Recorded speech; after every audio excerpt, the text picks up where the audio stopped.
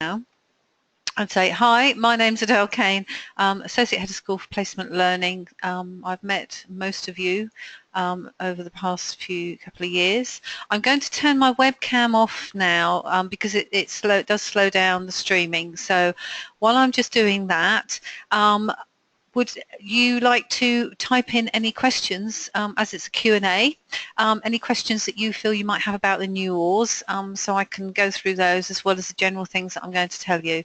So I'm going to turn my webcam off and just give you a minute to ask some questions. And of course, please ask questions as we go along.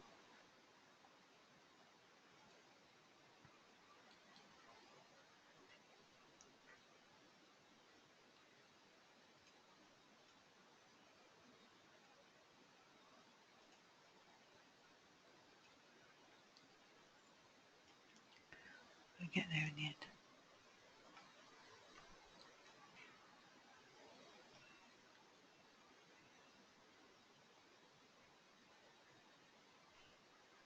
Okay, so there's a couple of questions come through and I'm definitely going to cover those. So I'm going to make a start on what I've got to say. So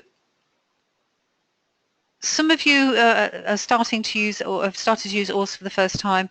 Some of you have been using previous ongoing achievement records, and there's just an overview of the changes that we've made. So we're going to look at the NMC domains closely, and we're going to look at the fact that each NMC domain is assessed in all placements, and 3 forms of evidence is required for a domain, and I'll talk about those. And we've brought grading in for each placement across all years, and just to say that PebblePad is still to be used for your storing your evidence, and that's been adjusted to have a domain section. Year 2, there's still some problems. I've been talking to IT. They haven't updated the PebblePad yet, but you can create your own storage area on PebblePad, so please put your stuff there. That's absolutely fine. So the NMC domains, we've always assessed our students against these domains, but what we've done until now is broken it down into very, very small component parts. So assessing you on these domains is in actual fact nothing new, and they're professional values, as you can see: communication, interpersonal skills, nursing practice and decision making, leadership, management and team working. And elements of all domains have been assessed on all placements in the past, but we're asking nurses to have more of an overview and holistic view of your performance in these domains. So for each of the domain, you're required to provide 3 pieces of evidence. You're required to demonstrate observed competency, direct observation, as we have always been. But you're also now required to produce a reflection, and it should be referenced approximately 750 words, and it should relate to one of the other forms of evidence. So these being these things. You could also reflect on your direct observation, and I'm going to show you some examples that we've pulled together that will tell you how that can be done. When I've spoken to students before and asked them have they had simulations assessed before, quite a few have, and you may participate in a simulation like doing basic life support, or you might be asked to talk about health promotion, but use a colleague for that health promotion to take place. I've talked to a health visitor who sat in another room and phoned up the student in another room, and they went through are being asked advice. So that's a simulation. Products of your work, it really leaves the door open for many, many, many things. What we've introduced this year is the service user report that you gather from your patients or your service users, and also some of you may be engaged in a wider patient engagement activity, and you can use that as well for evidence. So let's have a look at the domains. Oh, sorry, let's talk about grading. So grading is 0 to 100. We're asking mentors to make a judgment for the skills, knowledge, values pertinent to the stage you are. So if you're a year 1 or a year 2 or a year 3 student, the domain guidance, which we'll have a look at in a second, will talk about the expectations of a year 1 or of a year 2 or of a year 3 student. Minimum grade of 40% to pass the domain. If you get less than 40%, then you're going to be referred, and I'll talk in more detail about what happens if you do get referred a little later on. You can be assessed in your next placement, and that will be classed as a second attempt. But as I said, I'll talk a little bit more on that at the end. So here's the grading guide, and what we've done is talked about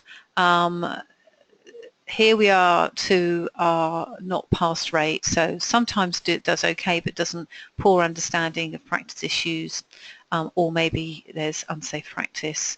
Meeting expectations here, and then you're looking at different degrees of increasing degrees of basing your clinical practice on evidence, and being consistent. We're asking the mentors to choose from a low, medium or high score within the percentage, just to sort of help really, and that will sort of just streamline things. So again. Okay, let's have a look. This is year 2, professional values, domain 1. Now, one of the questions somebody's asked is about in the past is, have I got to show absolutely do something around absolutely everything that's listed? And the answer is no. Indicative means indicative. And here it says where relevant, identify a student, a wider patient service user report, where relevant. Okay, somebody's asked, are the additional objectives mandatory? No, because you know that you don't need to collect a service user report from every placement, for example. So it's where relevant.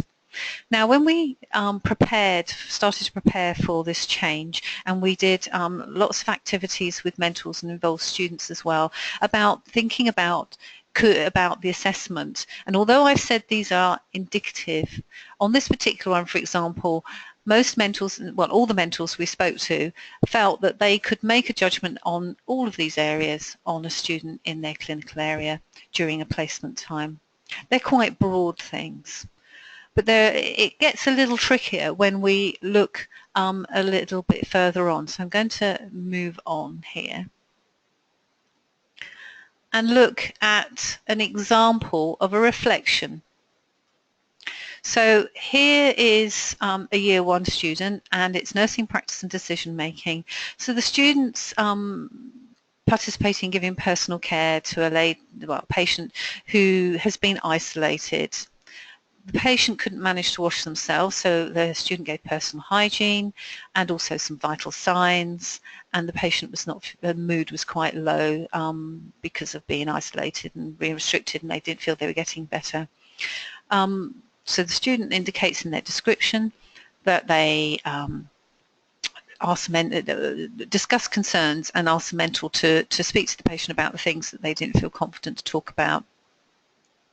So there's a lot more indicative guidance for the nursing and practice domain, but the particular things we've picked out here are the things that it would relate to. So patient central care, meeting patients' needs, recording assessment of weight, height, temperature, pulse, respiration, etc., which is described, and recognising when a patient's psychosocial condition is changing, care of medical devices and local policy, and then particularly for this one is the PPE policy about standard precautions and protection. So those things picked out from the list of the indicative guidance for that domain. So for the reflection, in the reflective analysis, so from the description and linking it to the domain, this student based their reflection on the direct observation of working alongside somebody else. So in the reflection, you could discuss procedure for isolation, and that would be, for example, there are lots of articles written about caring for patients in isolation, so you could look at something like that. But actually, your local and national policies re-isolation, NHS guidelines, or say the patient might have norovirus or C. diff, then you might make some reference to that. So what the procedure is for isolation and what that's about. Also, the 6 Cs kind of fit into that as well. Then we're looking at the fact that the student gave a little bit of psychological support. So again, allaying their anxiety and getting information meets, you could reference the 6 Cs, and you could also reference the code. The vital signs and fluid balance, well, again, your Marsden manual, and if you really wanted to, you talk about the 6 Cs and the NMC code. The thing with a reflection is you've got to think of recommendations for your future practice. So how does the new knowledge affect your practice? What have you learned from that? So there's your reflection. Now, people ask me before, should I use this particular model for reflection? And the answer is, if that's how you prefer, if you feel comfortable using a model, then that's fine. So what I've done here is, if I go back, so we've done the description, identified what applies to it here. So if you're using a Gibbs model, description, feelings, so you talk about how thoughts and feelings you felt, but the analysis is identifying, learning, what you can learn from this situation. And so these are the areas that you could look on. So there's an example using a patient in isolation who needs some support with personal hygiene. So let's have a look at the year 2, nursing practice and decision making. So administering medications, 6 patients, one of whom started a new drug, an ACE inhibitor, and another one has given morphine, a controlled drug. During or after the drug administration or drug round, the student discussed with their mentor what happens if a drug error is made. What happens, in the practice. So again, indicative guidance that applies, reporting concerns, following policies and guidelines, infection control, enabling people make choice about healthcare needs. I'm linking that to we'll see in a minute about information advice about ACE inhibitors, reflect upon care, improve clinical decision making, and being competent in medicine's calculations. And again, this is about medicine's calculations. Now, somebody else had a question early about the additional, where appropriate, indicative guideline where appropriate. Well, where appropriate are the additional ones about administering medication. So that fits in with that.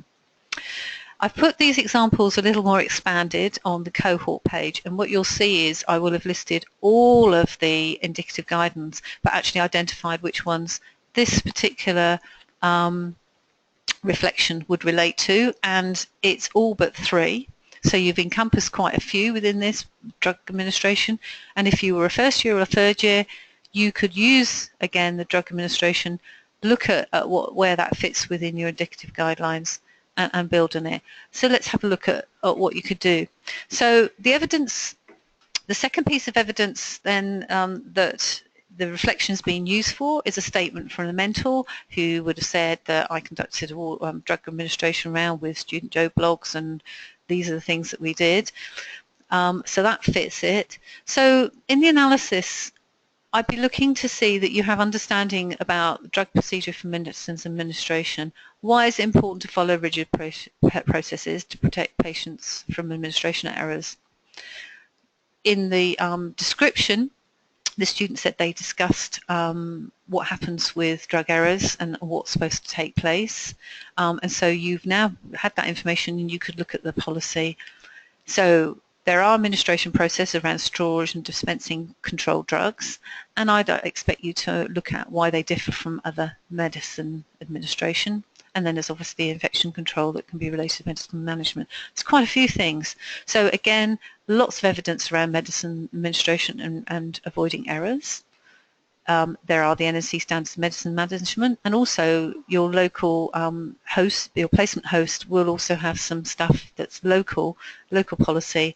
Again, the NMC code is a place somewhere you can reference. There's policies on reporting errors, and you can look at the National Patient Safety Agency, for example, and certainly you can bring in 6Cs. So again, quite a wealth. And then, of course, if you're looking at infection, it's the PPE policy. For CDs, you would need to understand the Medicines Act and Misuse of Drugs Act that we've talked about in year 1 to 2, and obviously we talk about CDs that affect how they're controlled and the checking and the double checking that needs to be done. Somebody starting ACE inhibitors, so you're going to give some information and advice to the patient, you know, what it's for, what the side effects may be, and what to do, you know, the advice you give to the patient if they start to have some side effects. So there's your little bit about giving some health promoting and giving information. Again, you've got nice guidelines for hypertension management, BNF, there's patient information with medicines, 6Cs, NMC code. Again, quite a range of things that you could put into your reflection. And again, how does your new knowledge affect your future practice? So there's some guidance there. Again, I've done this based on year 2 indicative guidance, but that you could use a medicines administration if you were a year 1 or a year 3 student to meet your domain. And so I'm going to move on to the next one that I've got here, and then I'm going to stop and see what other questions you might have, so please type them in, that's fine. So here's year 3, nursing practice decision making again. So the description is year 3 you're going to be carrying a caseload or be responsible for the care of a group of patients. We've looked at the community here, and so somebody you've been visiting weekly for wound care, doing well, but they were diabetic and they had COPD and were stable, and they hadn't been seen for a week, and a week for the wound care was due. So when the student got to the patient's home, husband was very anxious, became breathless overnight and had been taking her Ventolin inhaler, and it hadn't really worked very well. So what did the student do? A2E assessment, looked at that, looked at pulse, blood pressure, looking at disability, problems with the breathing, blood glucose was okay, wound dressing was all right. What the patient hadn't done is taken their normal medication for the day, and the COPD action plan is in place with this patient, where when they get symptoms they can step up some treatment, and the action plan would be antibiotic therapy, a stat dose of steroids, and increase the reliever inhaler. So the student phoned the mentor, gave an SBAR handover based on the A2E assessment, and recommended to commence the patient's action plan. Should we get the patient to start their action plan to take the antibiotics, etc. I think we should get the GP to see them or get a 999. So based on that information, so based on the SBAR, the mentor contacted the GP who couldn't get to see the patient, so requested a 999 call. So the student assisted the patient to take their medications, their action plan, step up. Sorry, I've spelt step wrong, do apologise. Plus advised them to take their morning medications that they hadn't done. Called 999, again used SBAR to get the paramedic attendance. During this time, reassured patient husband, giving detailed explanation, answered questions and stayed with them until the paramedics arrived, and continued to monitor them. So the paramedics and the mentor arrived 40 minutes later, and again as a student briefed them using SBAR. So actually quite a lot happened, and this could happen in quite a short period of time if you're organised and succinct. So let's now reflect on what happened. The indicative guidance that applies. So if you're a third year listening and you're looking at, again, there's a whole range of indicative guidance that applies to this. Again, evidence, complexity of decision require knowledge, especially, so that's about referring on, undertaking comprehensive systematic assessment, that's your A to E, make a decision, use medical devices and equipment, that's all your stuff for your vital signs. Competent administering medications, it does come into it. Whilst you're asking the patient to take the drugs that they should normally take, you're still guiding them. And part of medicine's administration is having the underpinning knowledge about drugs and guiding patients, so that does apply. Again, working within guidelines, how to report things on, making acute, accurate assessments, clinical decision making by evaluating the care, clinical decision making about the patient seriously ill, what do I do here? Again, demonstrating leadership is about taking control of the situation and getting it right and leading here. So it does fit in there. Medicines management and responding to changing needs of patients, life-threatening, because this is potentially life-threatening. So, what evidence? Actually, there's two bits of evidence that could be used. It could be an anonymised copy of the patient care records that you would document in, or the statement from the mentor. So what are we looking at in the analysis? Looking at why it's important to use systematic assessments for deteriorating patients and communication tools. So it's about your A to E and your SBAR, and the continuing monitoring vital signs. There's a wealth of evidence on tools that can be employed to assess potential deteriorating patient and how valuable it is in assisting clinical decision making, how it can be used as an effective tool for communication. And here you're looking at A2E and SBAR. You will find stuff in this on the Resus Council guidelines, and also some of the references we would have given you in year 1, 2 and 3 about using A2E and SBAR. 6Cs again fit in, and also the code fit in here.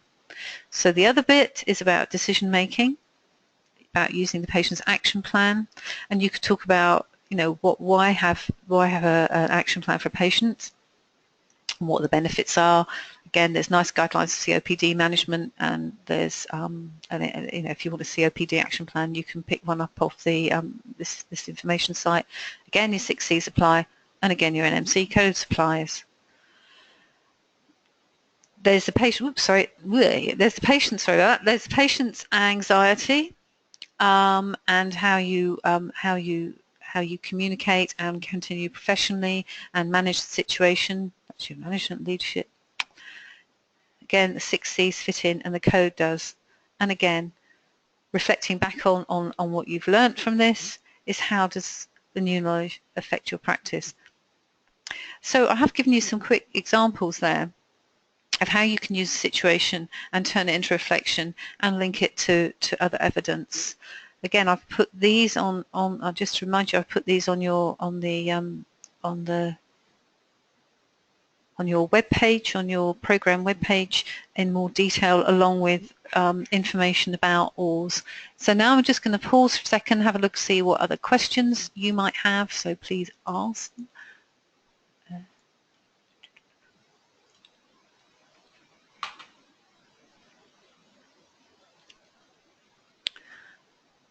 Right. Okay, not all mentors may have seen the paperwork. What we did was we started with the February 16 cohort, and all mentors were targeted at that point. At the same time, we stepped up and increased the amount of mentor preparations we've done. We haven't got round to everybody, but there's a lot of activity going on.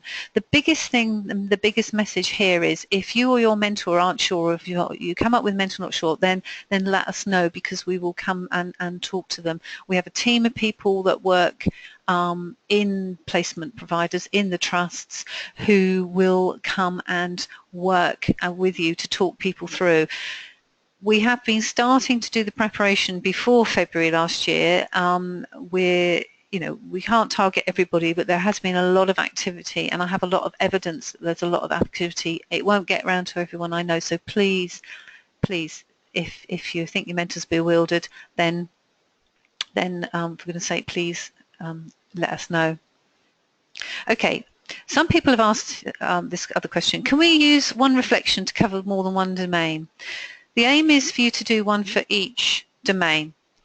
The reason being is it shows the depth and breadth of your underpinning knowledge to support your clinical practice. The other thing that somebody's asked is, what if I write more than 750 words? Well, we're not holding it to you. It's not an academic exercise. You're not going to get penalised for writing more or less. But I just need to remind you that if you write a lot, so if you wrote 1,000 words, for example, that's 4,000 words with 4 reflections, which means, you know, that's the equivalent to a 40 credit module in terms of academic things. So think about the mentors and how much they have to read. Things can be very succinct. If you've used one reflection to cover more than one domain so far, and your mentor is satisfied about it, then please don't go back and redo it. But the expectation, and mentors are being clearly told, and the message has clearly gone out again this last 2 weeks, is that it's one reflection per domain. And I've given you those examples to help you see that I've looked at different evidence for that to show you. Kim Young's on holiday at the moment, but when she's back, she's going to do an example for widened participation, WPE, widening participation experience, but also she's going to do an example around for communication and one for professional values and professionalism, so that you can see how your service user reports can be used. I know people have given you conflicting information, and part of that is people not necessarily thinking that we clearly want one reflection per domain. And people said, oh yes, of course, students used to do more than one for one competency. Yeah, but that's one competency or 2 competencies. This is a bigger, so it's to demonstrate underpinning knowledge.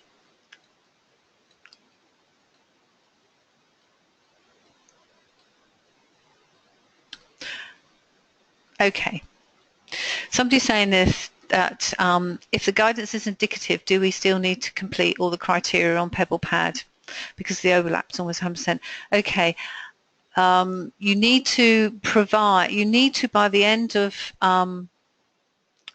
of your year to have covered all of the indicative guidance,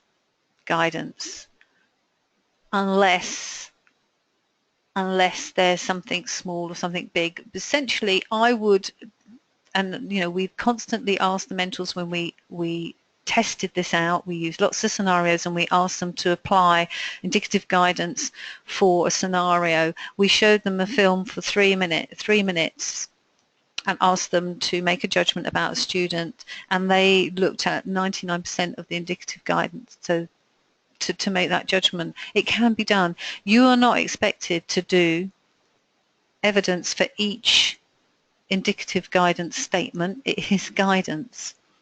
Okay, so I know somebody's done that. And at the end of the day, what you store on PebblePad is what you store on PebblePad. It is what you share with your mentor. Some of the stuff you share on PebblePad, you don't necessarily share with your mentor at the end. It's a collected area. Okay, Connie, I'm sorry you've just come out of skills. I am recording this and I will be posting it onto your program page. The last one I did is already on the program page, so you will be able to catch up.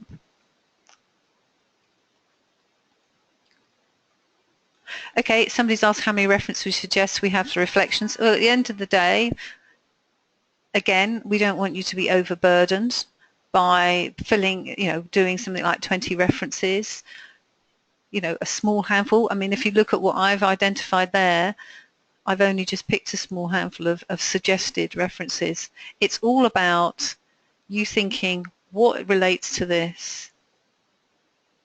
What is this about? I can't give you a rule of thumb like 6 or 10, but it's not an essay, it's not an academic piece of work, it's you showing that you have underpinning theoretical knowledge.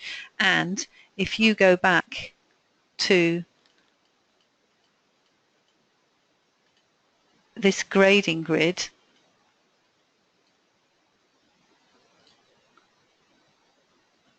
safe evidence-based practice consistently demonstrated, incorporates evidence of consistently safe and best practice standards, and incorporate evidence of consistently safe higher standards of practice, outstanding comprehension of contemporary issues and application of recent research practice. It depends where you want to go in terms of grading, because the higher the grade is all about you demonstrating you understand the underpinning knowledge and theory that relates to the domain.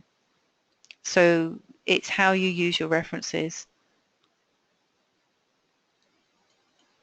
There are not minimum required references.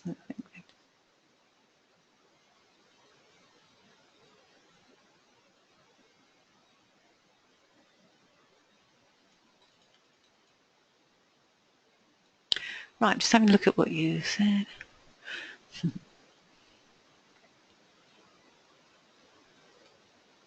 Okay.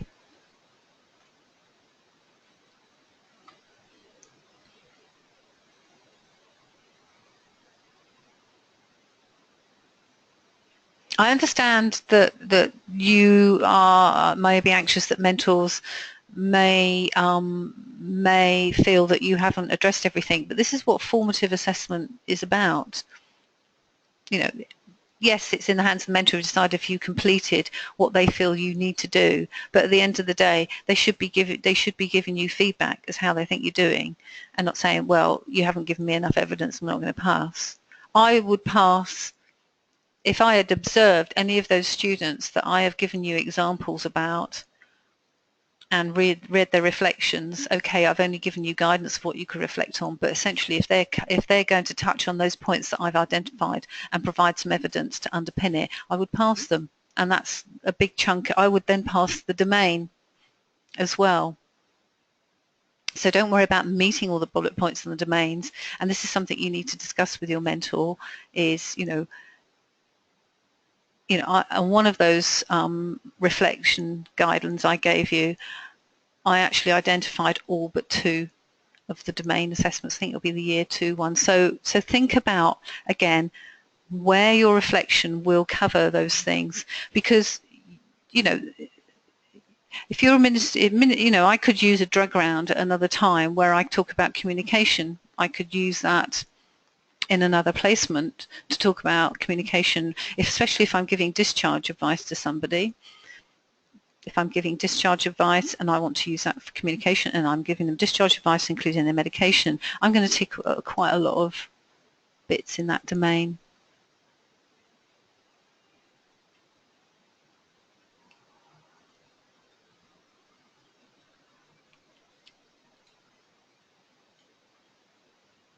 So what am I going to do? Somebody's asked, what do I put in the action plan? What am I going to do to fulfill the criteria? Well, if you look at the examples for the reflection that I've given you, that would give you an answer. So to fill the criteria, if you're looking at things around infection control, that's a bit opportunist, because you may or may not come across a patient that needs isolating. But there are other things that you would do around infection control. If you go into clinical area and you really feel that drug administration is something that you need to learn more about, then you would ensure that you undertake supervised drug administration, because you could actually, cover quite a large area of your domain. If you're looking at leadership and management, it's about developing for a care group of patients, and it's identifying that that's what you need to do. There are a lot of times that students will say, I wasn't really allowed to manage, this is year 2 students, I wasn't really allowed to manage 1 or 2 patients. Well, if you're getting it in your action plan, then they agree to that, then that's what you have to do. And it's there. So it's about what needs to be in that to meet that criteria. The communication is a bit more tricky, because but I've given you some examples. You need to be able to give advice to patients who are being discharged. They need to be able to talk to patients about their conditions and maybe breaking bad news and all those kind of things.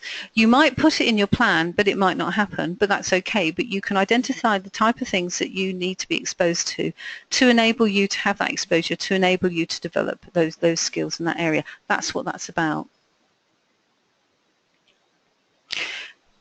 I know clinical educators in some trusts have said one reflection can cover more one, so I can tell you now that I have confirmation from all of the clinical educators in all the trusts that they now understand that one reflection does not cover everything. People are asking about Harvard referencing. Yes, please use a Harvard reference way. No, but you can, if you mention the NMC code or the 6Cs or any of those things, you've still got to put your source in there at the bottom of the page. You've still got to demonstrate the source, because you could throw those things in. Okay, those are very, very common things, but I talked about some other things like the COPD exchange for information, for example. You've got to put your source in, keep in that groove of confirming the sources.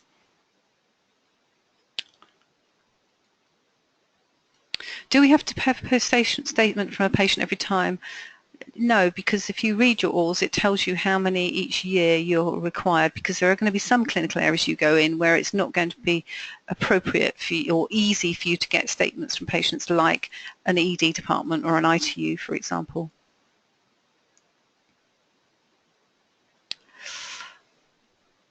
How do you evidence direct observation? That's a good one, because generally speaking, what you will do is you will get a testimonial statement from somebody else. I worked alongside that person. They saw me do X, Y, and Z. It is true. But you can also say, this is what I did. A lot of you do say, this is what I did with it, and somebody will confirm that you've done that.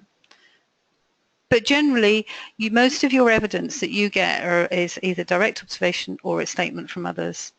And I think as time moves on, because of the way mentoring will potentially change in the future, gathering evidence from other people that you work with will be the key thing that takes place. But we're giving you, we're giving you the opportunity to have a range, but I bet all of you will do direct observation, but most of you will also be gathering information from other people, statements from other people, generally speaking.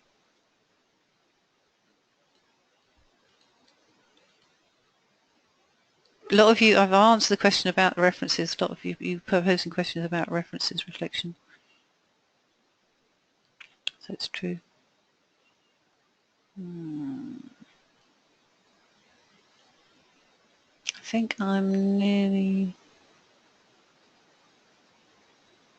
Okay, do we have to refer to all the mini domains within the domain? It's indicative guidance, so it's indicative, the sort of things that you can do, and it's guidance, so you can pick up things in more depth, because by direct observation you should, if somebody directly observes you, you should cover most of it, and for your reflection you're just strengthening that kind of thing. But if you know, in the examples I've picked up the majority of the indicative guidance in the domains for you.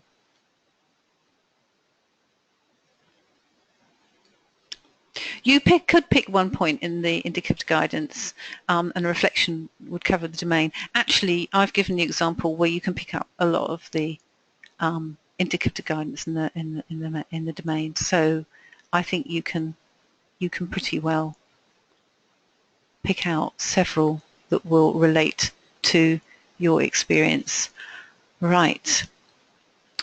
So I'm going to move. I've answered everything that's being put up there. I know we've got some tutors listening. I don't know if there's anything that they wanted to ask questions about or add to what we're saying. Right. So let's talk about referrals. So if you are referred in a domain, you can undertake the full assessment in the next placement, and it will be classed as your second attempt for that domain. If you're reassessed, your marks are capped at 40, and that's the same as it's always been. If you're at the final placement at the end of your year and you're referred on domain, then you will have to undergo an extra period of practice, 150 hours, 150 days-ish or thereabouts. So an extra 3 to 4 weeks to demonstrate that domain. There's time built into each year for this, if anything like this happens and that occasion takes place. You may stay in the placement that you're already in to be reassessed. If you move to a new area, because that might be decided as the best option for you to move somewhere new to undertake it, then you are going to have to do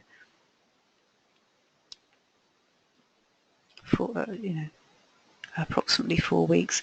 Each case is addressed as individual. Personal tutors are involved and decisions are made. Now, this applies to a small number of people, and it would be really great if it didn't apply to any of you, but I just need to say, if you don't pass domain, you take it in the next placement, but if at the end of the year, you've got to do a period of extended practice. Generally speaking, everything is timed that if you're, say, that it won't prevent you from progressing into the next year. And this is how we work at the moment. Students, often there's few students that have to do extended period practice to achieve assessment. So it's not new. So I'm going to say that is all I've got to say to you, really. I said this is being recorded. It goes onto your Moodle program site. There are examples for references, and we're building a bank of these, so as we get more and more, we'll put them on. Examples of how you can reflect will be there. Some of you might be interested in building your great relationships on NerdChat. We're participating in that from Plymouth, or leading it, something similar like that. That might be of interest to you. We won't be talking about OARS or domains, because don't forget it's a national and international opportunity to meet and talk to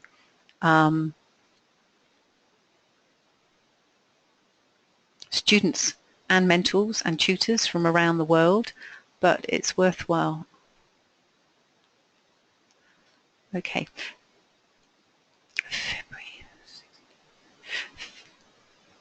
Feb 16, using the new format. The February 15 cohort are just coming to the end of using the old format, and then we'll move into the new one.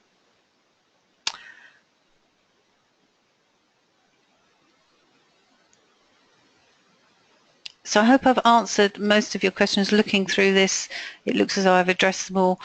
Please ask. I cannot reinforce anymore. If you're in practice and your mentors feel they don't know what's going on, contact the local practice educator and they will be able to come and assist you. I've made it very, very clear, and I've spoken personally to every single of our trusts and also the private, voluntary, independent sector practice educators, and spoken to them all and made it clear what the requirements are. Obviously, someone's going to go somewhere, or a mentor's going to come back from being all sick and all that kind of thing, but we're doing a lot of activity with mentors, and hopefully everything will be right. Hopefully you will always have an enjoyable placement where you will achieve, and wish you all the best, etc. Please contact me, that's okay, I don't mind, because your questions just help me formulate more advice. And I'm going to say cheerio. And as I stop this recording, then I shall be loading it up a little later on. Say, don't forget, there's the one that I did last week. That's already, the recording's already on the cohort site. So mostly same questions and things that I've spoken about came up then, but it's there for you to look at. And a quick last goodbye, good evening, and I hope you have good placements again. So I say goodbye.